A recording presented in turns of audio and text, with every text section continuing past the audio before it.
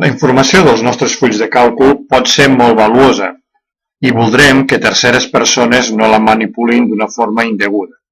En aquest vídeo veurem com protegir un full i també la totalitat del llibre. Per protegir un full, clicarem al menú Revisar i anirem fins a l'opció Proteger hoja. Ens surt el següent quadre de diàleg, on podríem establir, si desitgéssim, una contrasenya. Nosaltres ho farem. A banda, també podríem donar diversos accessos o diverses prohibicions als possibles usuaris d'aquest full de càlcul. Nosaltres no ho tocarem. Senzillament farem acceptar. Ens demanarà la confirmació de la contrasenya anteriorment introduïda. I ara ho podem comprovar. Si anem al cognom Julián i intentem eliminar-lo, ens surt una advertència de que no tenim el permís per fer-ho. En canvi, la resta de fulls del mateix llibre no tenen la protecció i, per tant, podríem anar-los eliminant.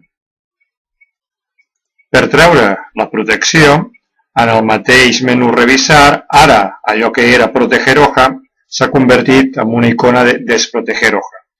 En aquest cas, com que tenim una contrasenya, 1, 2, 3, 4, 5, acceptarem i ja ens donarà permís per fer modificacions si ho desitgem. La manera de protegir un llibre és molt similar. En el mateix menú Revisar trobem la icona de Proteger libro. Si la cliquem, ens surt un quadre de diàleg on podrem veure quines opcions volem protegir i també la possibilitat de posar una contrasenya. Nosaltres li posarem, acceptarem i de nou confirmarem la contrasenya. Acceptem. Si ara volguéssim eliminar informació, podríem. El que hem fet és protegir l'estructura del llibre i, per tant, amb aquesta opció, el que fem és no poder eliminar cap dels fulls de càlcul que formen part del llibre. Veiem com les opcions estan desactivades. Per tant, per una completa protecció, segurament haurem de combinar les dues accions. Per desprotegir un llibre, l'operació és la mateixa.